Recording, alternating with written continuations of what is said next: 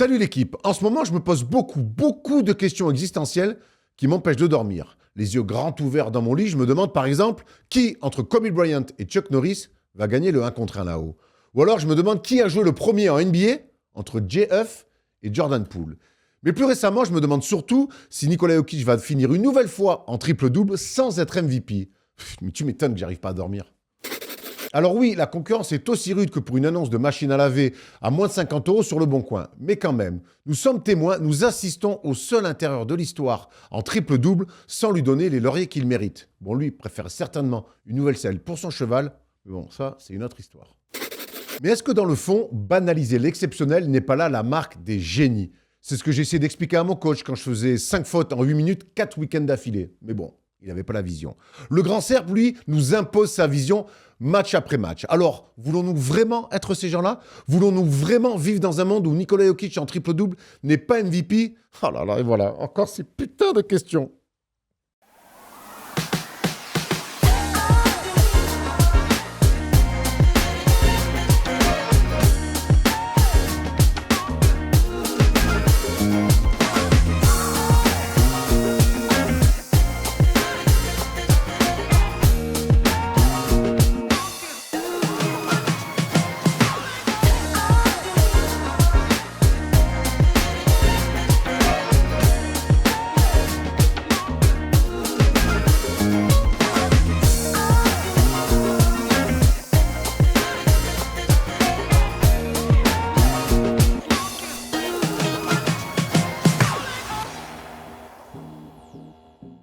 Salut l'équipe, on est jeudi et le jeudi c'est le First Day Show et on va encore une nouvelle fois se régaler déjà parce que dans le canapé, je n'ai pas un mais deux Thomas. Alors ils sont pas dans le même état physique, hein. Il y en a un qui est plutôt bien en ce moment physiquement, hier tu me l'as encore prouvé au basket, et il y en a un autre, Bichette, il a vraiment mal au dos. Bon, on sait qui est le meilleur des basketteurs cependant. Tout à Comment fait. ça va les garçons? Le Larry Bird de First Team, on l'appelle. Le Larry comme Bird ça. de First Team. Oui. Ah bah oui. Oui. Alors plus pour le mal de dos que pour le talent, voilà, on va pas se mentir. Mais écoute, on va Rien à voir avec bien. l'alcoolisme, hein. Non, Je suis pas dans ça. Peut-être sa place dans la Dream Team de 92, peut-être à Thomas Languis. Écoute, ça va, c'est vrai qu'hier on a fait un super basket, on était à la grande nef de Saint-Ouen, on a été invité par la mairie pour jouer là-bas, et rejouer sur des grands terrains, avec des tribunes et tout, ça m'a donné envie de reprendre ma carrière. Et puis après, je suis rentré chez moi, et donc voilà, j'ai décidé de finir ma carrière là-dessus. Voilà, c'est un bon moment. Et tu t'es levé ce matin Voilà, avec avec un mal de trapèze là. Mais bon voilà. Non, écoute, tout va bien, je suis content, et Thomas, je sais que lui, malheureusement, va travailler en ce moment. Moi, j'aurais bien aimé jouer hier. En plus, dans une grande salle, ça change un peu de la hoops. Je me suis demandé comment vous alliez un peu shooter de loin, parce que c'est vrai qu'à la hoop, non, mais surtout, je pensais à Tom Cheravino qui il a mis dedans, il a le range. Mais tu sais pourquoi? Parce que le parquet, c'est le parquet qu'utilisait Team USA pendant les JO 2024 pendant l'entraînement dans le 95. Okay. Et donc, j'avoue que le parquet flottant, là, ça donne des cannes. C'est incroyable. Toi, tu connais. Il m'a fait passer au parquet de l'élan du Palais des Sports de Pau. Erwan, il a dunké hier. Hein. Ah ouais? Non, abuse pas. Il a fait, ah ouais? Par contre, j'ai pas dunké. Mais c'est un juteux. Attends. Ça a été feu. Il va encore nous dire. Par contre, erratum. Thomas Dufort, je veux un erratum devant la France entière. La semaine dernière, tu m'as fait passer pour un piètre passeur. Je veux que tu fasses un erratum. Hier, je t'ai gavé de ballons. Alors, je vais expliquer ce qui s'est passé. Donc, le terrain est plus grand. Et t'as fait la passe, quoi. Non. Alors, lecture, timing. C'est pas ton fort, mais je vais écouter Thomas. Mais là, ok, c'est d'accord avec moi. Mais je sais pas lesquelles. Erwan Abotret a des qualités, il est de scoring, d'adresse, il est capable de prendre feu et tout. Mais c'est vrai que mental, Thomas. Moi, je pense. On parle pas du mental ici, on est chez First Team. Non, Erwan, d'après moi, est un passeur médiocre. Je le dis tout le temps. Alors, médiocre, c'est entre 3 et 5. Voilà, bonjour, peut-être 5. Non, mais c'est mon avis. Il est vrai qu'Erwan, hier, dans le playmaking, je l'ai trouvé d'une justesse, qualité de passe. Il m'a fait 2 passes décisives, dont vraiment un drive and kick de très haut niveau. Et je prends un backdoor pour aller égaliser face à Arthur. Et tac, il me donne la balle, mais vraiment, même Joachim Noah, on l'a pas fait comme ça en NBA pour vous dire. À terre, elle était belle, le timing et tout. J'étais fier de lui carrément. Donc je dois dire que je relève sa note, j'enlève le médiocre, je dis moyen. Bah écoute, on verra la semaine prochaine. Attends, en une semaine. Faut savoir si c'est un accident ou je me suis pas chance du débutant. Je me suis pas inventé un playmaking à 43 ans hier. Non mais attends, c'est que j'ai toujours été un passeur correct. Voilà. Non mais c'était pas des passes à une main dans le dribble quand tu le dis. Mais si, mais par contre, il a fait une très bonne passe hier. Non mais faut dire la vérité. On a été bon Erwan hier. On a été très bon, on s'est régalé. C'est mon Yanis là, il a été un peu meilleur. Je pense qu'on aurait pu gagner. Enfin, je veux dire, de son niveau, pas hier. Hier, il était plutôt bon. Bataillant et tout, des bons écrans. Mais quand on lui a dit de faire mal, Il a fait mal. Et ça a changé beaucoup de choses. Maintenant, il faut jouer au basket, quoi. Voilà. Il est là, je rigole. Je rigole pas. Ça m'a perturbé. Avant qu'on aille dans cette émission, on va refaire une annonce. Il y a un mec, le week-end dernier, puisque apparemment Bambadawi met 83 points, il y a un mec en corpo, ou je sais pas quoi. En senior. En vétéran. En vétéran. En vétéran D4. J'ai pas ton nom, j'ai pas ton prénom. Et si vous êtes ses potes, dites-lui bien. On veut lundi l'avoir dans la libre antenne. Il a mis 106 points. 33 paniers à 3 points inscrits. Alors, on va pas commencer à faire « Oui, mais ça courait... » Tu as mis 33 points, 3 points dans un match, tu as mis 106 points. Lundi, on veut t'avoir en visio dans la libre antenne. Donc, vous nous envoyez un message sur nos réseaux sociaux. On veut absolument lundi te faire passer dans la libre antenne, que tu nous racontes ce match assez incroyable quand même. Parce que Tom, toi qui es le plus shooter d'entre nous, mec, peu importe le niveau, tu mets 33 3 points, il faut les envoyer quand même. Ouais, il a fait une séance de shooting en plein match, on va dire, et il a mis dedans. Voilà, ses coéquipiers ont dû jouer pour lui, forcément. Est-ce que ça a été voulu par toute l'équipe qu'il aille chercher ce gros score? Oui, il faut les mettre. Après, moi, c'est pas trop mon délire. Je vais pas te mentir, c'est pas... Bon, nous, ça nous a quand même impressionné. Les 52 points d'Arthur, même si en face, c'était très faible, il fallait les mettre. C'est de la N3, ça a défendu et tout. Là, sur les 106, je crois qu'ils ont mis quoi, 20 points en face. Ils ont mis 20 points en face. Ils jouent à 5. Frédéric, il joue à trappe. Frédéric Mijolika, voilà, pour citer son nom quand même. On vient de voir sa belle photo. Si on peut discuter un peu lundi. Fredo, viens nous donner 10 minutes lundi, on va rigoler. Tu veux nous raconter ce match incroyable. Et évidemment que même lui, il doit savoir. Mais bon, il faut mettre 3 points. Merde, quoi. Faut quand même les envoyer. Alors, on va commencer cette émission avec quelques annonces. Comme d'habitude, lundi, dans le NBA Classic Game, on va pas si loin que ça, quoique ça vieillit de plus en plus.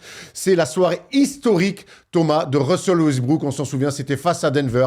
Triple-double pour passer devant Scott Robertson sur le nombre de triple-double en une saison. Et puis, une fin de match, là aussi, encore exceptionnelle. Ouais, ça se passait à Denver, tu le disais, face à un jeune Nikola Jokic, un jeune Jamal Murray et un exceptionnel Russell Westbrook. C'est vraiment les classic games qu'on adore parce qu'il faut rester jusqu'à la fin. À la fin du match d'OKC est super. En plus, on assiste à une belle première mi-temps. Non, franchement, le rendez-vous, faut le prendre 22h lundi prochain. Big Monday, donc lundi, 20h, 22h, la libre antenne. Et donc à 22h, vous avez rendez-vous avec Russell Westbrook. Vendredi, je sais que vous l'attendez. Ah oui. On a envoyé beaucoup d'extraits déjà un petit peu sur les réseaux. On a même mis une partie assez complète sur la CAN et la décision du coup de la CAF de redonner le titre au Maroc.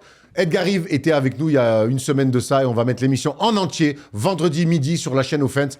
Thomas, on s'est régalé. Oui. Alors, vraiment, je le dis avant qu'il y ait la diffusion. Si vous avez l'habitude de regarder Offense avec vos enfants, juste une fois là, regardez-la tout seul. Voilà, estimez que vous pouvez ensuite envoyer le lien à vos enfants parce que j'avoue que là, en termes de tech et parfois de grossièreté, on était très élevés. Très, très élevés. Mais c'est un moment exceptionnel. On a beaucoup rigolé. Et puis Edgar Rive, de toute manière, est sans filtre. Donc voilà, il n'y a aucun sujet qui est éludé. C'est magnifique. Il n'est pas que sans filtre. Il est surtout très intéressant. On a pu aller sur plein de choses. Donc, voilà, mais quand même, voilà, je préfère le dire. Mais par contre, c'est vrai qu'il y a du bip. Il est un petit peu cru par moment. voilà, comme un bon tartare bien préparé. Best Shooter Live, vous savez, l'aventure continue. On est en train de travailler d'ailleurs sur la prochaine étape. Et vous continuez à nous envoyer vos vidéos. Et là, cette semaine, tiens Thomas, ça va peut-être plus t'impressionner qu'un mec qui met 33 points. Regardez, on a un gonze qui s'appelle Kenny, qui a 35 piges. Et tonton, il a fait, vous allez le voir, 14 sur 14. Avec du rythme, hein, avec du rythme, voilà. Justement, il va juste rater le tir du milieu de terrain. Thomas, il va falloir que tu te remettes le dos en place parce que tu sais qu'on va faire une vidéo où tu vas devoir faire un passage. Ah ouais, je suis à l'ouest complet là. Là, j'en mets 2, je suis content.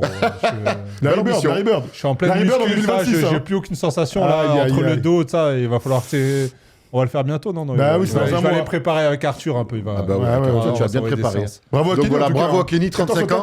14 sur 14. Donc voilà, il y a des vidéos plus marrantes que d'autres, il y a des vidéos plus sérieuses que d'autres. En tout cas, nous, on prend toutes vos vidéos. On fera un méli-mélo pour faire une filade. En tout cas, bravo. 14 sur 14. Je sais pas si tu l'as fait du premier coup. On connaît un peu mais ça change pas grand-chose. On connaît un peu le métier. Il n'y a pas de montage en tout cas. Il en reste qu'il n'y a pas de montage et que c'est un passage à 14 sur 14. Et même ton tir du milieu de terrain, il aurait presque pu rentrer. Bravo à toi en tout cas. Et continuez à nous envoyer vos vidéos. Qu'est-ce que je voulais faire avant de rentrer dans le sommaire? Je voulais faire un énorme bisou à Chris Roche, évidemment, notre cadreur qui vient tout le temps nous aider le jeudi. Allez, le sommaire. Pourquoi tu fais un bisou sur son anniversaire? Non, j'avais juste envie. Un peu d'amour. On est qu'amour. Ah, donc maintenant on fait des private, il y a même pas de blague. Le lundi, c'est ton émission. Non, le lundi, l'émission est tenue, contrairement au jeudi, visiblement. Le sommaire de l'émission avec des news, il y en a beaucoup parce qu'on a passé une nuit exceptionnelle. On a vu des grands matchs. On a peut-être même vu le meilleur match de la saison entre Minnesota et Houston. On reviendra bien sûr sur le retour de Paul George et de Joel Embiid. On parlera de Boston OKC. Wemby qui s'autoproclame MVP, la vilaine blessure de Moses Moody et une super déclat de Draymond Green. Le débat du jour, il va être passionnant, c'est les Denver Nuggets, enfin au complet, au meilleur des moments, et forcément les Nuggets au complet. On revient sur cette théorie de Thomas qui pense qu'ils peuvent aller au bout, on verra ça en tout cas. La palette sur un joueur dont on a presque pas ou pas assez parlé cette saison, c'est Ace Bailey, le rookie du Utah Jazz qui finit très fort la saison régulière, et on verra tout ça en palette avec Thomas parce qu'il fait de belles choses, ce joli rookie. Et on finira avec le quiz où Thomas et moi, depuis je sais pas, un mois, on n'a pas pris un qui suis. Ouais. D'ailleurs, la dernière fois, c'était Ricky Davis, Thomas Larocque qui l'avait pris. Ricky Davis avec Thomas. J'espère que ça sera pas Ricky Davis. Mais ça fait que 4 fois qu'on l'a fait en 10 ans, donc c'est pas grave. Allez, on enchaîne avec les news.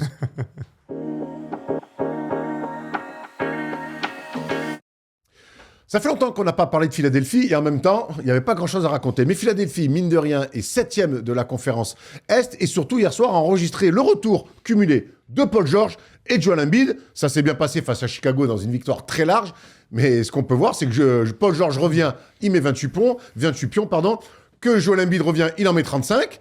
Et finalement, on se dit, attends, cette équipe-là, ils vont être bien chiens à jouer. Absolument, il manque encore Tyrese Maxey, bien sûr, mais hier, c'était un moment important. Ils se sont donné le mot, visiblement. Peut-être que Joel Embiid attendait la fin de la suspension de Paul George pour revenir jouer au basket. T'as raison de souligner que c'était une faible opposition, mais il fallait faire le match. Et dans le début de match, il y a un gars qui est magnifique, c'est Joel Embiid, d'adresse, dans ce style moins aérien, bien sûr, et moins explosif qu'avant. Il n'empêche que quand il est sur le terrain, il est toujours excellent. Cette saison le confirme une nouvelle fois. Donc ouais, je trouve que c'est une très bonne nouvelle. Je rappelle quand même que l'homme qui est assis à côté de moi dans le canapé a eu cette tech en début de saison, qui tient toujours. T'avais la sensation qu'il y avait l'effectif et l'équipe pour aller en finale de conf à l'Est. Ouais, sans blessure, ça joue au complet. Alors, ils ont bien démarré, les Sixers, et comme d'habitude, ils se sont écroulés pour diverses raisons. Hein.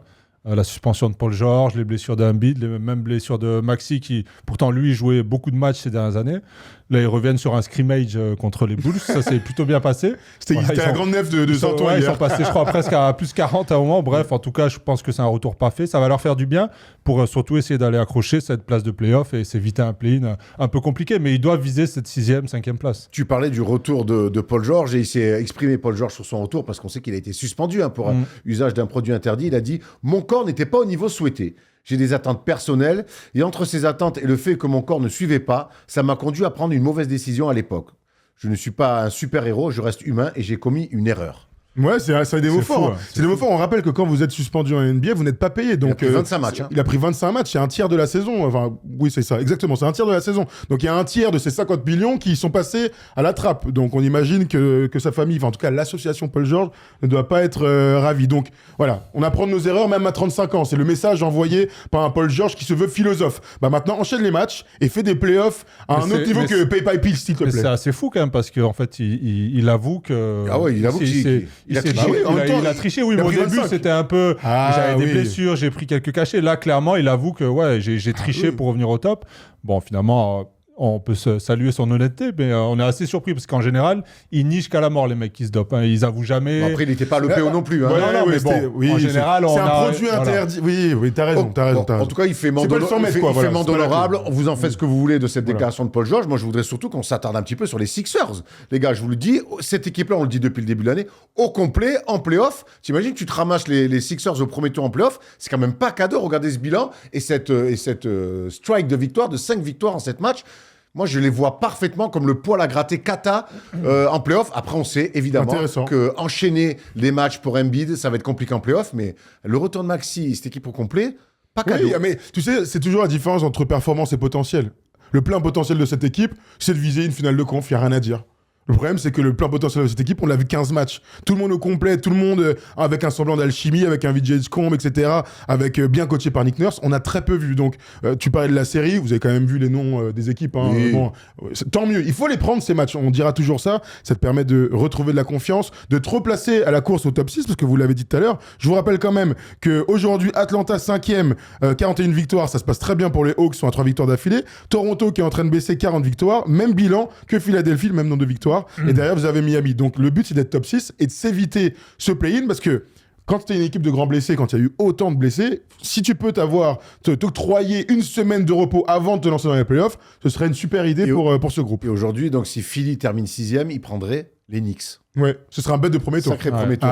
Ça serait une revanche, ça nous rappellerait des bons ou des mauvais souvenirs. Allez, on enchaîne avec les matchs de la soirée, parce que hier soir, on a assisté vraiment à tout ce qu'on aime en NBA, des matchs fantastiques et des belles affiches. On va commencer avec Boston-OKC. Forcément, c'est un match qui avait une saveur, en tout cas pour moi, de future finale NBA. Victoire de Boston 119-109. On a vu un Jaylen Brown monumental avec 31 points, 8 rebonds et 8 passes décisives. De l'autre côté, c'est Shea qui a tenu la baraque un petit peu à lui tout seul.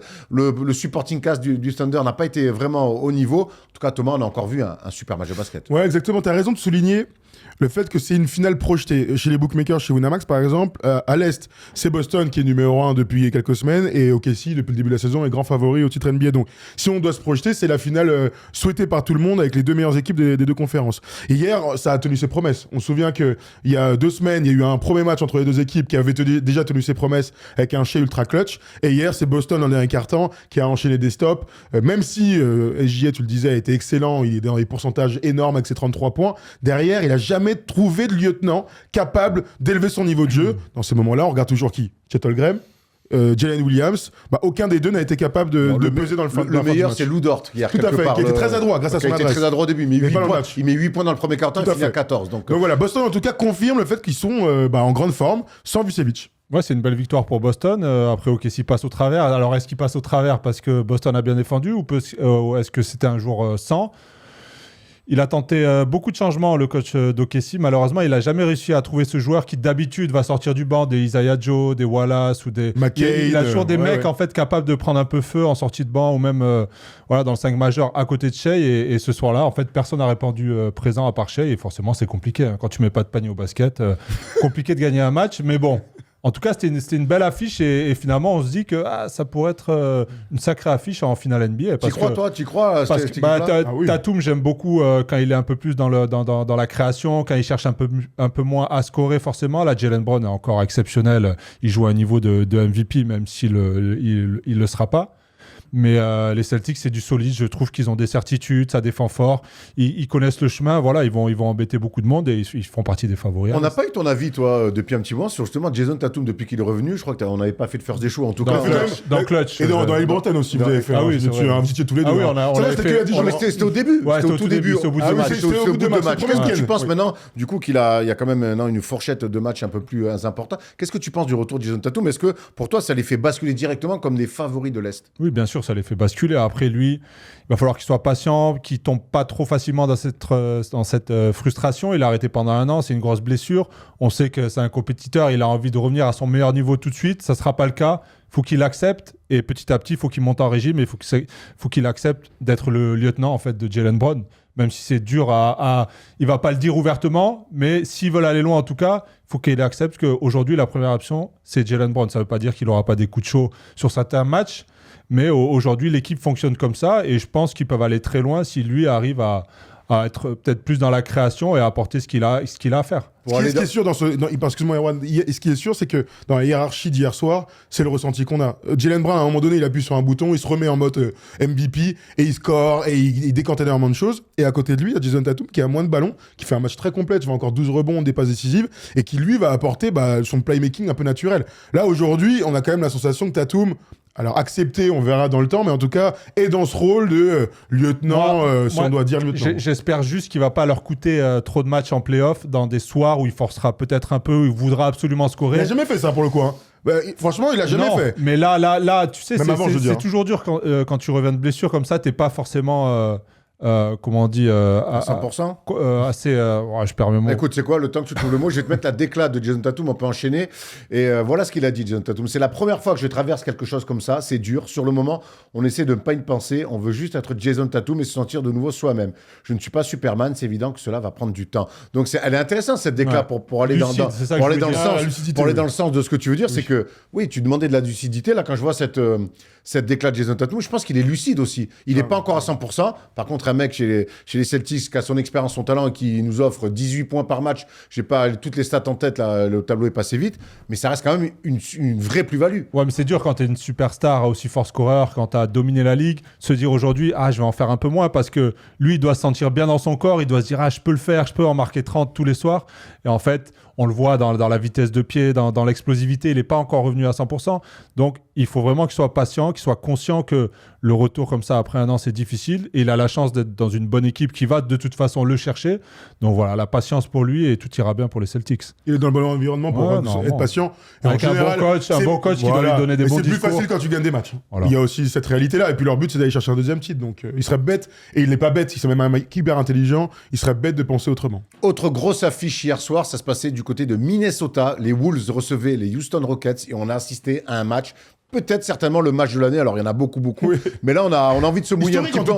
Il est historique exactement, parce qu'on a assisté une fin de match incroyable, une prolongation historique, parce que Minnesota a été mené de 13 points en prolongation et Minnesota a quand même gagné en finissant avec un 15-0. Ça c'est quand même assez incroyable, on pourra revenir sur la gestion quand même des fins de match sans meneur de jeu de la part des Rockets, parce que hier ils perdent encore des ballons sur les remontées de balles. Ça ne fait que confirmer ce qu'on dit depuis le début de saison, il faut dire la vérité. Moi, alors je vais juste faire une take.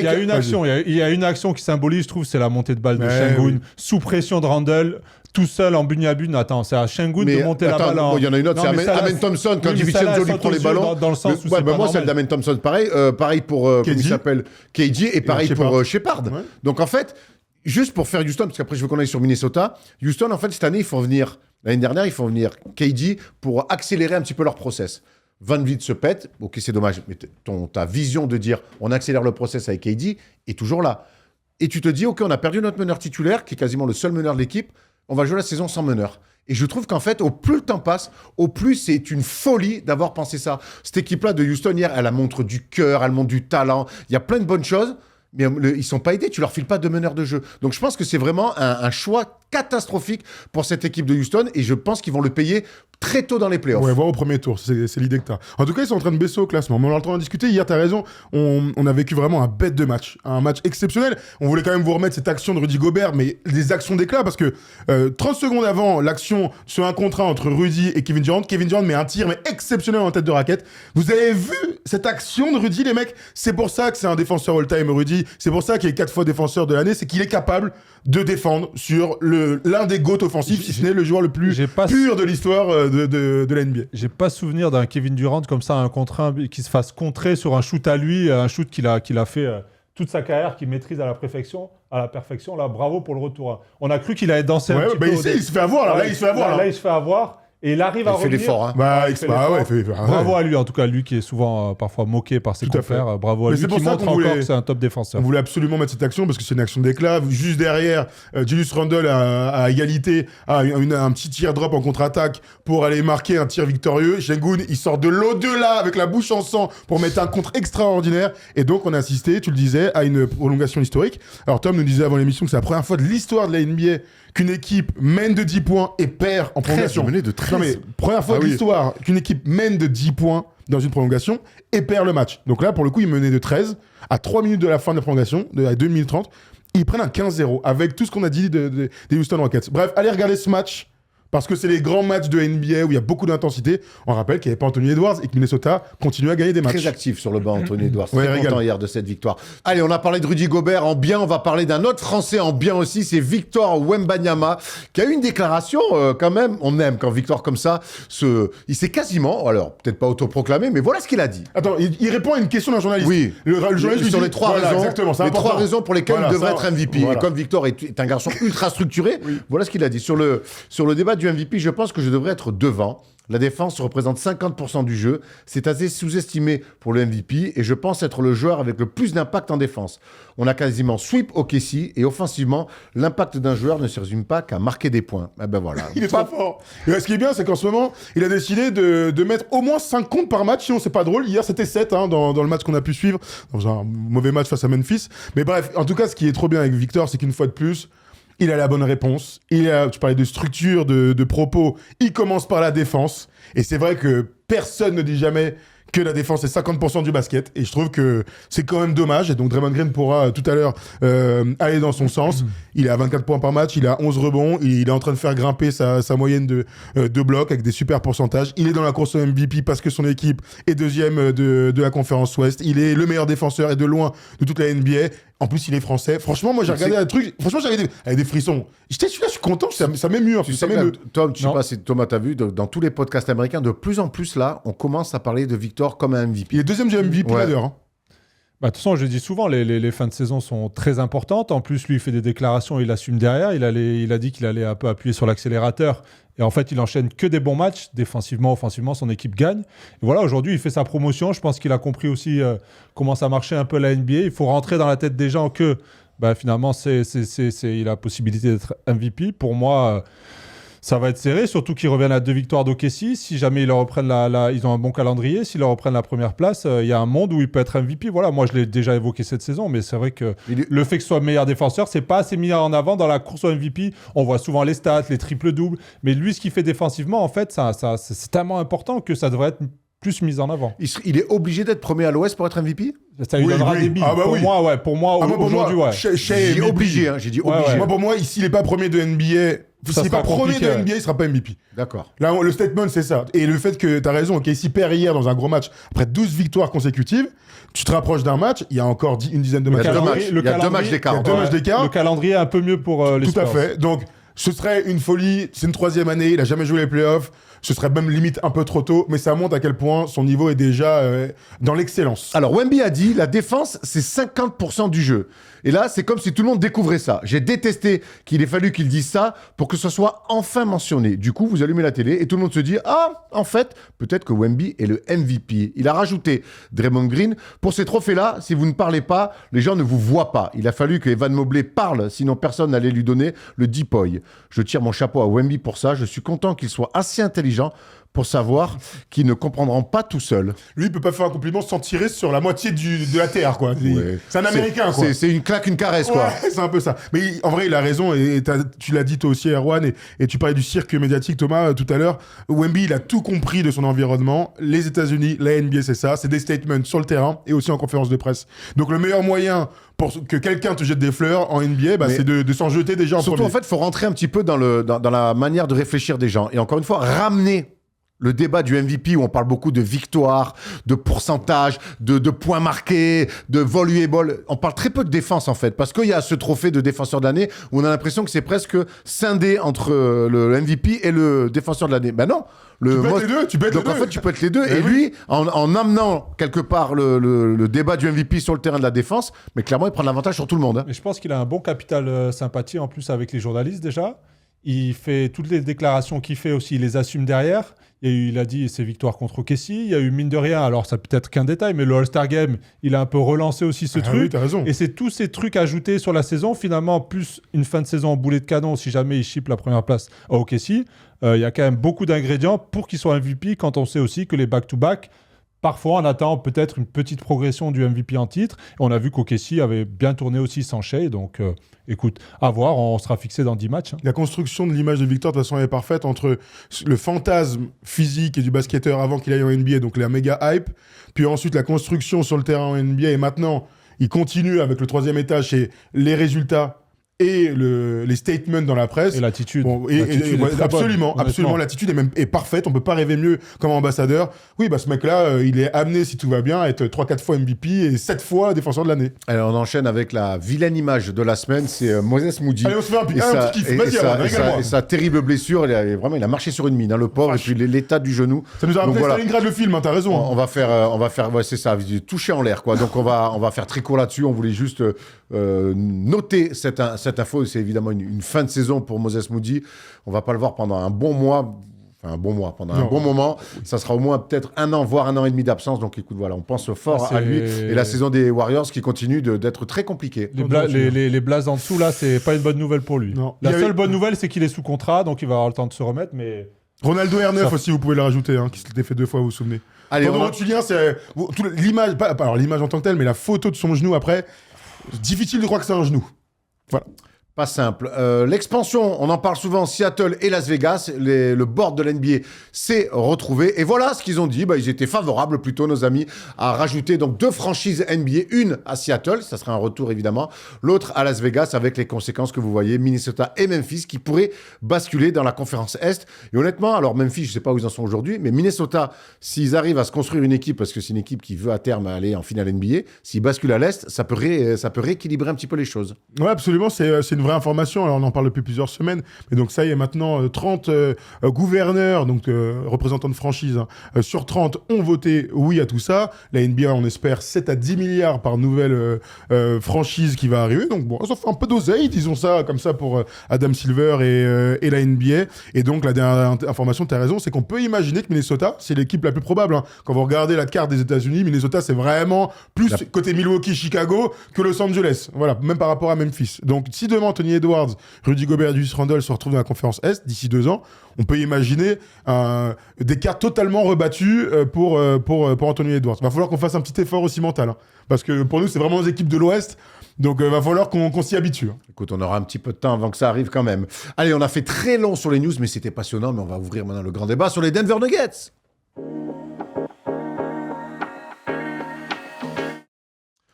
Parfois, tout est une question de timing. On a l'impression que les Denver Nuggets sont enfin au complet, au meilleur moment de la saison. Sur cette dernière ligne droite de saison régulière, ils sont actuellement 4e de la conférence Ouest. 45 victoires, 28 défaites, 3 victoires d'affilée. Mais la vraie stat intéressante pour les Nuggets, c'est pas un chiffre. Enfin, si, c'est le nombre de joueurs disponibles, oui. Thomas. Enfin, l'infirmerie est quasi vide. Seul Aaron Gordon est un petit peu ménagé. Voilà, il est un petit peu ménagé. On lui évite les back-to-back, ainsi qu'à Peyton Watson aussi. Tout à fait. Voilà les 2 noms les plus importants. On peut rajouter Christian Brown, qui est revenu il y a quelques semaines maintenant. Mais Peyton Watson, joueur de la semaine en début 2026, is back. Aaron Gordon enchaîne des matchs. Il est préservé de temps en temps. C'est la première bonne nouvelle. Regardez cette incroyable liste de matchs manqués. Aaron Gordon, 43. Christian Brown, 37. Jalen Pickett, je dis son nom à haute voix, je devrais même pas, mais bon, 29. Cam Johnson a manqué 27 matchs. Enfin, Nikola Jokic, lui-même, on a manqué 17.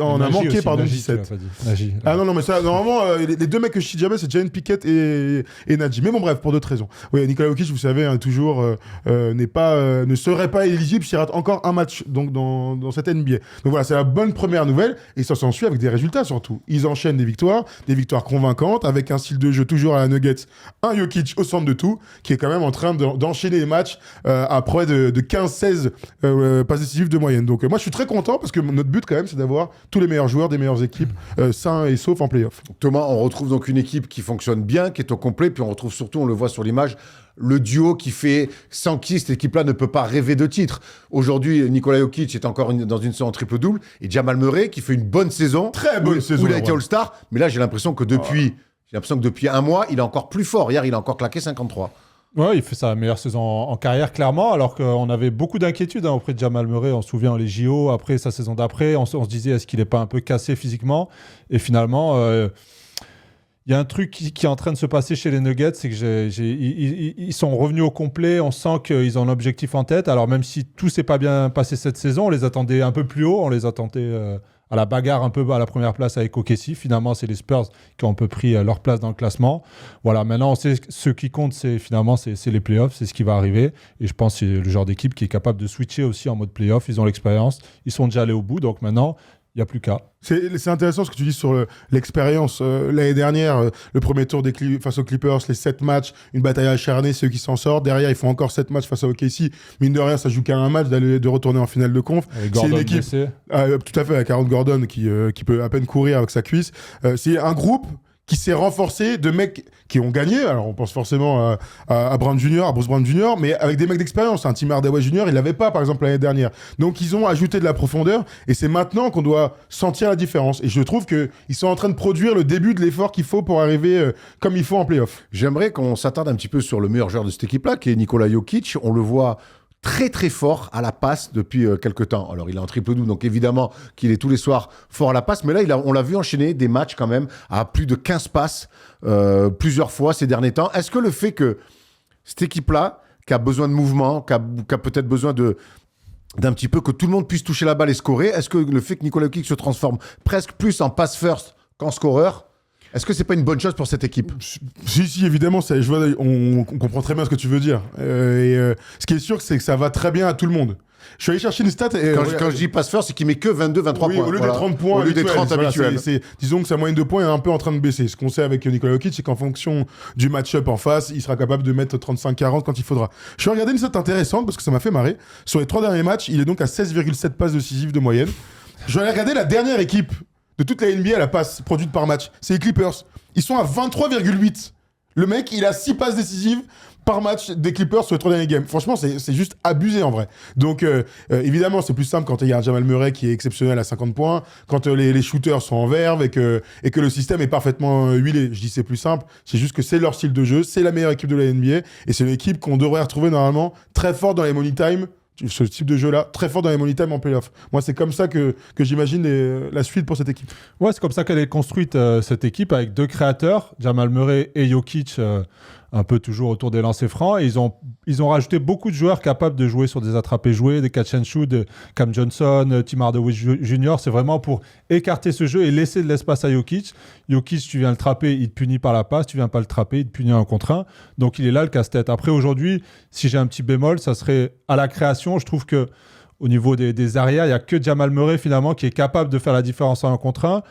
Peyton Watson a donné de belles choses dans l'absence de Jokic. C'est pas un créateur. Ouais, ça manque un peu en tout cas d'un mec pour faire souffler Jokic. Ouais, mais c'est un big man. Ils sont champions comme ça. Oui, mais ils avaient Michael Porter Jr. qui était capable tout seul de prendre des petits coups de chaud et de marquer du catch and shoot. C'est pas non plus un créateur. Si, dans le one-one. C'est-à-dire que c'est un gars qui va poser, il va dans le one-one beaucoup plus que Cam Johnson, beaucoup plus que les mecs en que j'ai parfois quand ils vont étouffer Jamal Murray sous la pression. Mais justement, est-ce que le fait que ton pivot puisse tourner sur des séquences bien sûr, mais c'est pas lui qui a le ballon en premier. Tu vois ce que je veux dire? Ça dépend.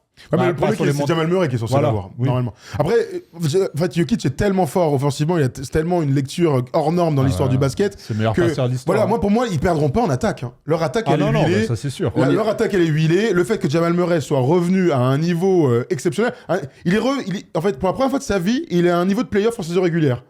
On l'a vu être capable de tourner à 30 points sur des séries. Là, il est cette saison à 25 points. Non, mais moi, pour moi, s'il est à ce niveau-là, il a été. Il a pas besoin pour moi. Contre les Mavs hier, il met 53, il est bon du début à la fin. Le match précédent, il est exceptionnel dans la fin du match. Parce que Jamal Murray contre Phoenix, absolument, dans un bon match de basket. Là, c'est ses stats du run de playoff quand ils sont champions. Exactement. S'il est à 25 et 7 avec 48% au tir et un extraordinaire 42% à 3 points quand on connaît la difficulté des tirs, en fait, elle est là, la bascule pour redevenir contender officiel. Il y a cette bascule-là, il y a une autre bascule. Je parlais de bémol. Mon bémol, il est évidemment, comme toujours, comme Victor le dit, il y a 50% du basket, c'est la défense. Aujourd'hui, ils sont 21e défense. Tu as bien fait. Ils sont 21e défense NBA. C'est très, très loin quand même pour espérer être champion. Ils sont remontés 16e défense là, depuis 15 matchs. L'année où ils sont champions, en 2023, ils sont 14e défense NBA. Et j'avais dit, il ne peut pas être champion à cause de ça. C'est pas non plus... Alors, on sait que ce n'est pas une équipe qui va t'étouffer défensivement, mais il faut quand même, je pense, quand tu es 21e défense NBA, remonter un petit peu le curseur. Ouais, mais je pense que là, ils mettent pas les ingrédients parce que ils ont les arrières pour. Voilà, ils doivent tenir leur duel. Après, c'est une équipe qui est montée différemment de la plupart des équipes NBA. C'est qu'ils n'ont pas de protecteur de cercle.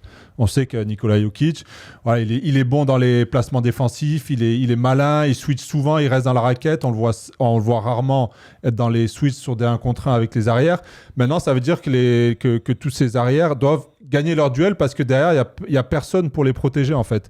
Et elle est là la difficulté. Mais je pense qu'ils peuvent vraiment augmenter leur niveau, arriver en play-off.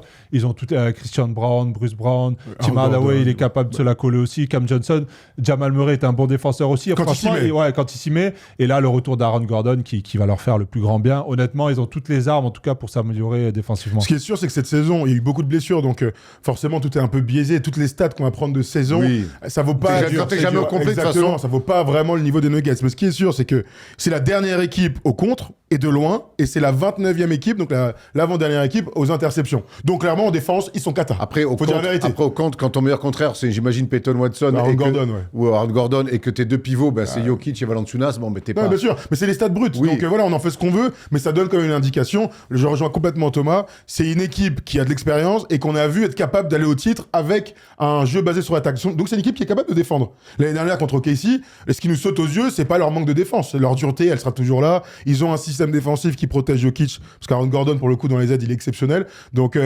l'inquiétude, c'est pas tant est-ce qu'ils vont être au niveau défensif, c'est est-ce que ça va plutôt suffire dans les grosses séries? Parce qu'on sait que la concurrence va être forte. Avant qu'on aille sur la concurrence, parce que l'année dernière, c'est l'équipe qui a fait le plus bégayer OKC à l'Ouest. On va rien enlever aux Pacers d'Indiana quand même.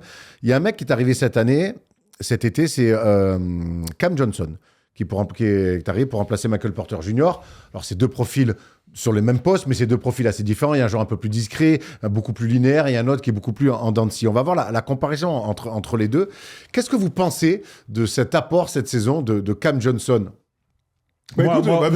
Moi, il est dans ce que j'attendais, honnêtement. Alors là, c'est les stats de saison, évidemment. Michael Porter Jr. n'a jamais tourné à 24 points avec le Nuggets, mais c'est important de le... Allez, charge un peu sur Cam Johnson. Précisons quand même, dans une équipe de merde, disons-le quand même. C'est pour ça que c'est toujours important de préciser le contexte. Voilà, t'as pas les mêmes tickets shoot à Brooklyn qu'à Denver, c'est pas les mêmes objectifs. Aujourd'hui, moi, je l'attends dans la défense, être fort défensivement et être capable de mettre des gros shoots en fait sur les créations de Murray ou Jokic. Il est bon aussi en transition. Honnêtement, moi, il est exactement dans ce que j'attendais. Il fait un peu ce qu'il faisait aux Suns quand ils ont fait ce run jusqu'en finale. Voilà, moi, je suis satisfait de sa saison. Forcément, il marque 12 points. Il était dans les 19 points la saison dernière, mais il prend beaucoup de moins shoot. Les pourcentages sont les mêmes.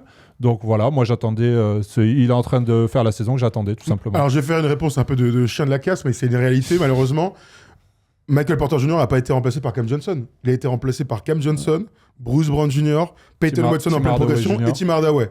Donc on peut faire profondeur. On peut faire les comparaisons joueur par joueur. En vrai, il n'y a pas de souci. Hein. Mais moi, la saison de Michael Porter Jr., surtout. Je suis désolé, ça vaut que chi. On les a déjà vus, les mecs, les Kevin Martin et tout. On les connaît. Non, mais voilà, moi je pense que Michael Porter Jr., il est super bien à Brooklyn. Il est dans la night.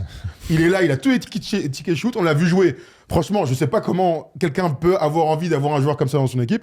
En revanche, Cam Johnson a eu des hauts et des bas. Il a mis beaucoup de temps à s'y mettre. Il a eu des blessures. Mais c'est un mec de système. C'est un mec qui a une stabilité émotionnelle. Et je le redis encore une fois. Et qui est capable de mettre des gros tirs. Qui a remplacé un gars de grand talent. Donc moi, je trouve que c'est archi bénef. L'année dernière, il passe pas parce qu'il manquait de la profondeur. À un moment donné, il se regarde. Bon, il y a qui sur le terrain?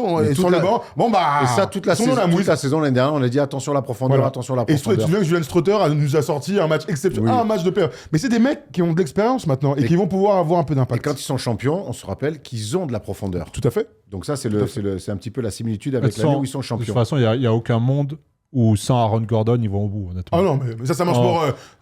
c'est le troisième meilleur joueur. Ouais, mais je parle d'une troisième option. Mais en fait, dans la densité physique, c'est le seul joueur qu'ils ont comme ça sur ce poste. Avec Brown, c'est les deux. Christian Brown et Aaron Gordon, c'est deux mecs beaucoup plus grands. Tout ce qu'il apporte au rebond, sur les détails, dans la bagarre et tout, il est vraiment indispensable à cette équipe. Donc j'espère qu'il va rester en forme. On sait qu'à l'Ouest, en playoff, ça va être la guerre. Aujourd'hui, ils sont 4e. Denver, ils sont à 1,5 match des Lakers 3e. Est-ce que c'est important aussi pour eux d'aller chercher cette 3e place? Oui. Pour moi, oui. Alors, franchement, oui.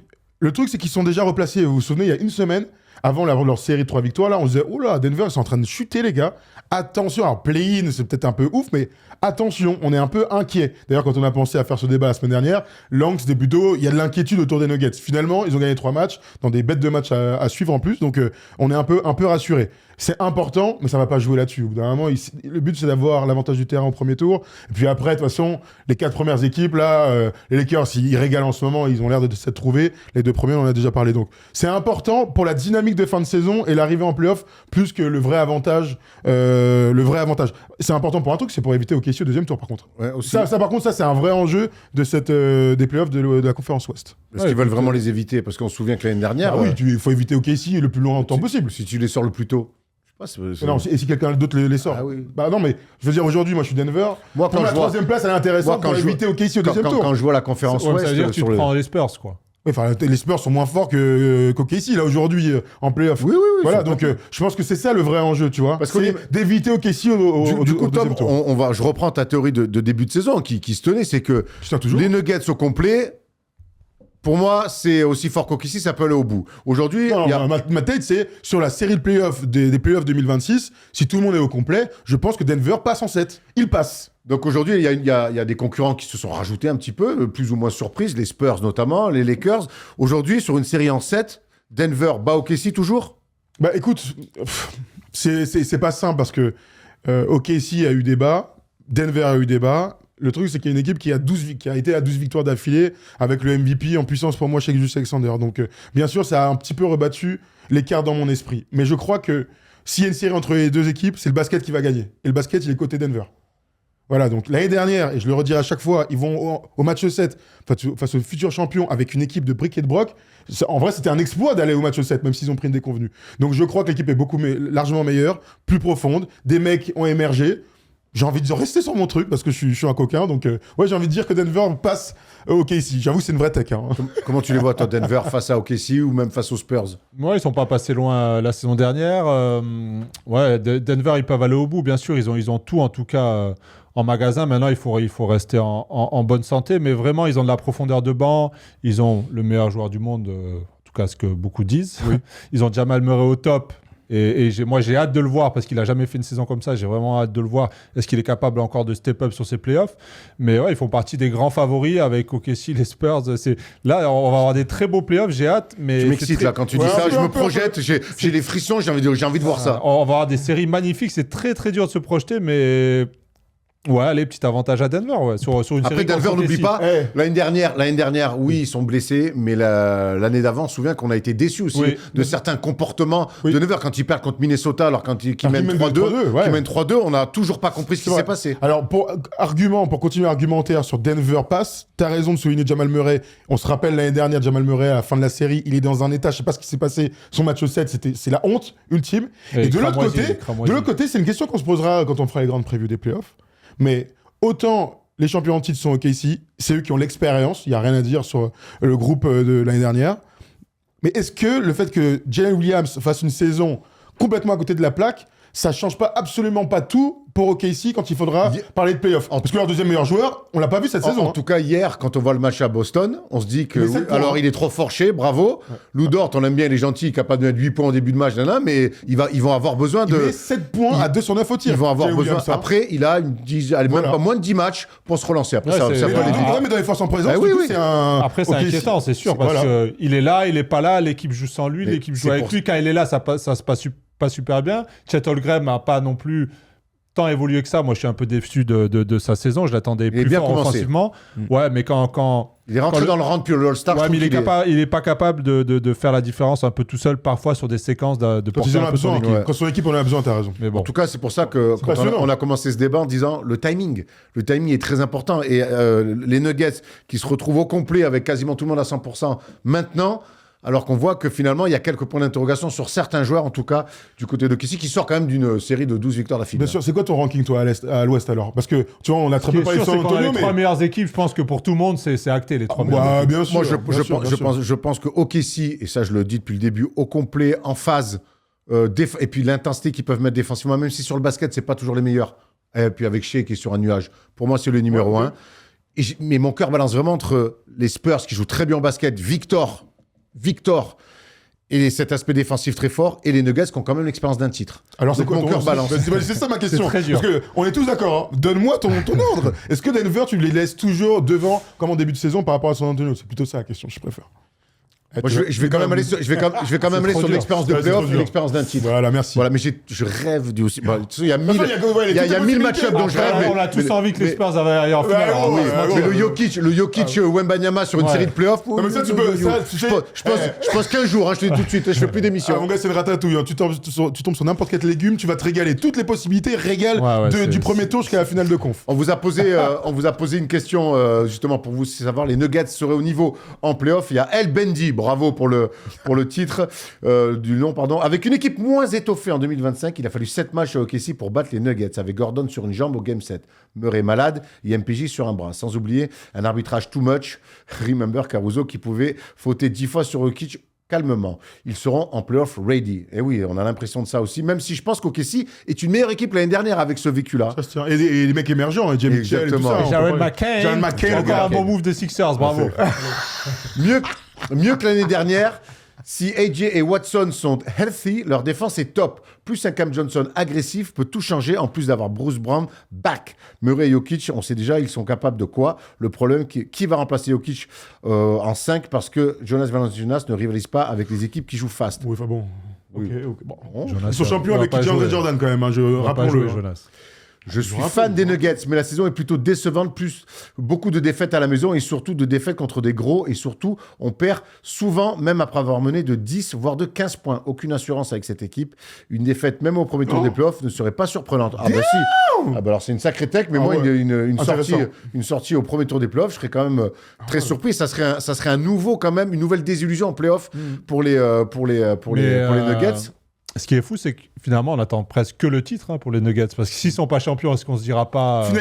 Finale NBA, comme OKC, c'est les meilleures équipes, quoi. Boston, moi, je les attends en finale NBA. Ouais, mais c'est une équipe en place déjà depuis 2-3 ans, contrairement aux Spurs qui sont en train de se construire. Mais je parle pas des Spurs, là. Non, je sais. Non, mais Boston, OKC, Denver, c'est finale NBA. Et je dirais même Minnesota. Moi, dans ma tête, les Nuggets, ils sont pas champions, finalement.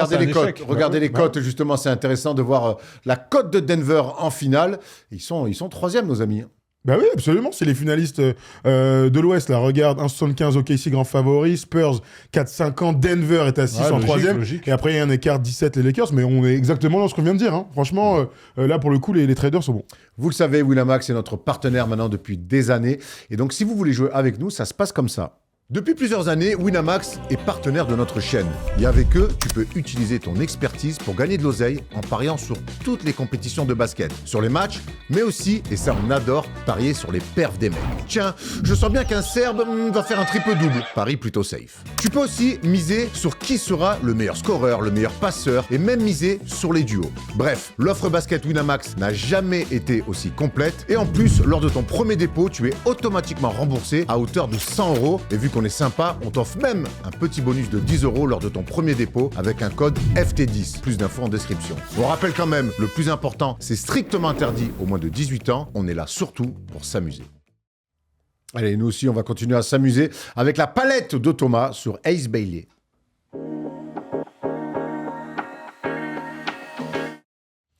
C'était un des rookies très attendus de la dernière QV de draft. Ace Bailey a été choisi donc par le Utah Jazz. Il y a eu un début de relation entre la franchise et le joueur un petit peu compliqué. On a eu l'impression que le joueur a mis un peu d'ordre dans sa vie privée, en tout cas dans les gens qui le représentaient, notamment son agent.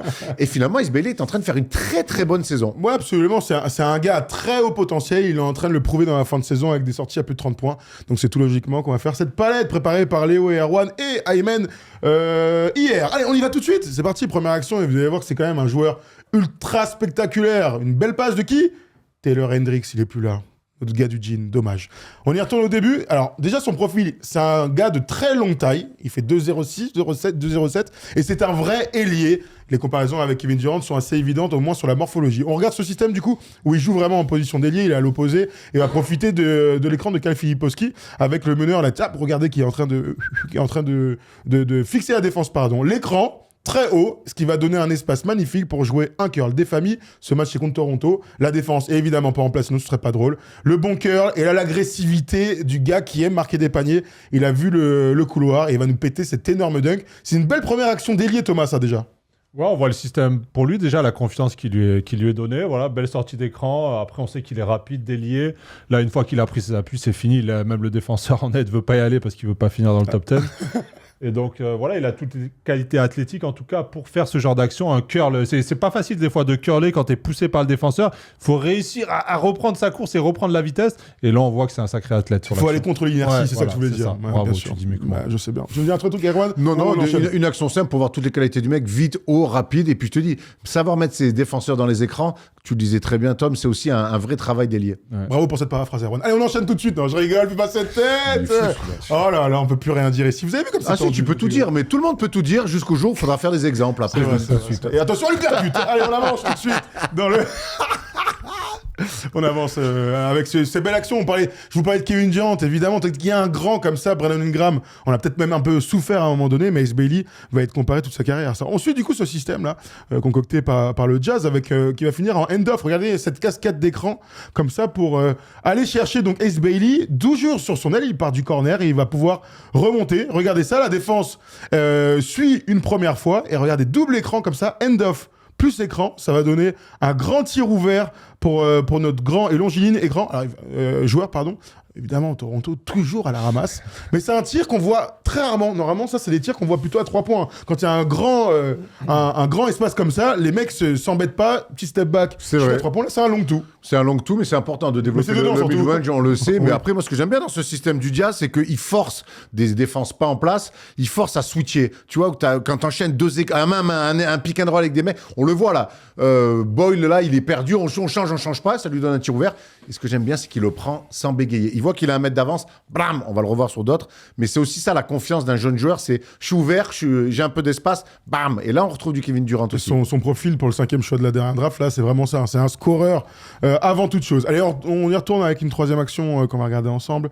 C'est un autre match. Cette fois-ci, on est face à Milwaukee. Et là, tu parlais de confiance, Erwan. On y est dans les shoots. Ça, si c'est pas l'endroit de Kevin Durant, les mecs, il a gagné 2 titres avec des tirs fantastiques comme ça face aux Cavs avec les Warriors.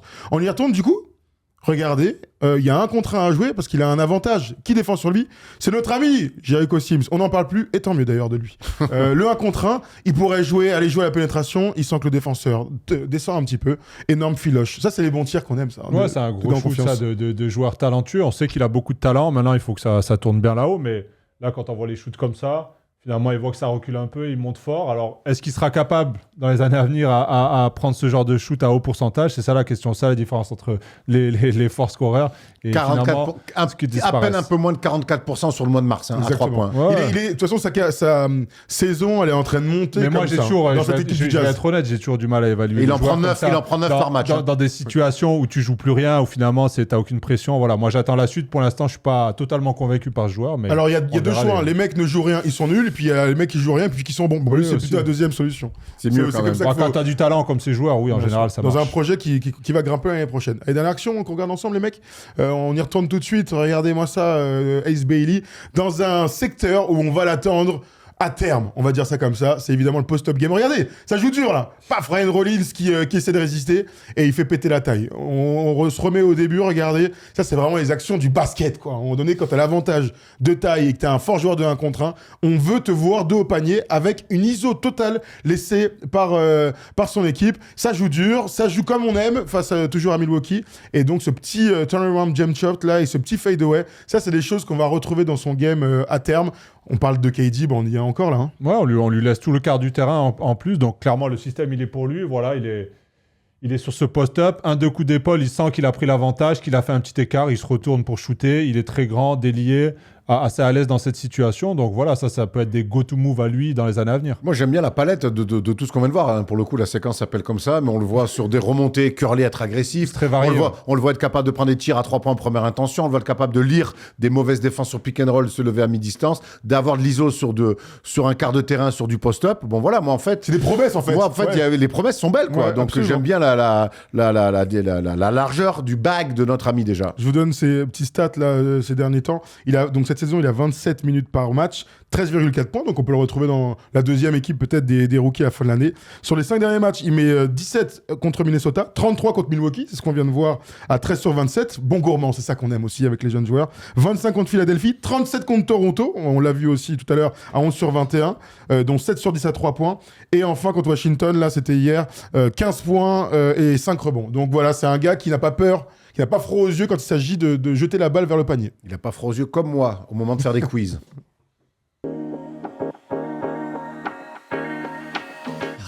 Allez, qui dit fin d'émission, dit quiz. Et j'espère que vous êtes très en forme puisque ça fait un petit moment que j'ai pas vu mes gars gagner un qui suis-je. Ouais, mais ça fait un petit moment. En fait, depuis que tu as mis cette espèce de classement là, eh ben, enfin, on n'y arrive plus. Donc on le montrera pas aujourd'hui, vous le comprendrez bien. Sache, Thomas Larocquis, que tu as 6 victoires. Ce qui est bien, tu es sur le podium. Ok, Michael Jordan. Et va essayer de me conforter tout ça. Pour se mettre en chauffe, on parlait de Nikola Jokic. J'ai devant moi le top 20 des mecs qui ont fait le plus de triple-double en carrière. Thomas Larocquis, tu commences évidemment avec qui tu veux. Russell.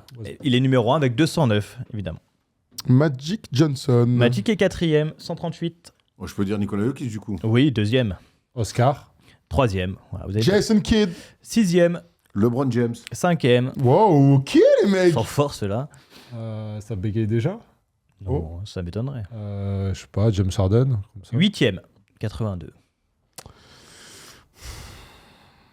C'est le top combien, t'as dit ? 20. Ah. Il en reste encore 13. C'est pas si simple. Hein. Will Chamberlain, ça marche? Wilt est 9e. Ah, bah, on est bien. 78. Larry Bird. Larry Bird 11e. 59. On est Ouais, bien, je vais hein. le tenter, il est un peu jeune, mais est-ce qu'il est pas dedans, mon petit Luca? Bah oui. Il a déjà dépassé Harden. 90. 90? Ah oui, 90. 90 triple-double. Vous avez le top 9 déjà. Plus Larry Bird 11e. C'est pas simple, hein. Il y a encore du joueur actuel. Yanis? Yanis est là, 12e. Putain, Il en reste 3 autres actuels. il me l'a graillé.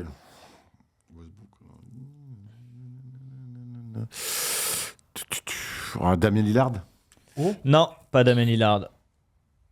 Hmm. J'essaie de voir où il est d'ailleurs. Mais... À toi, Thomas. Ouais.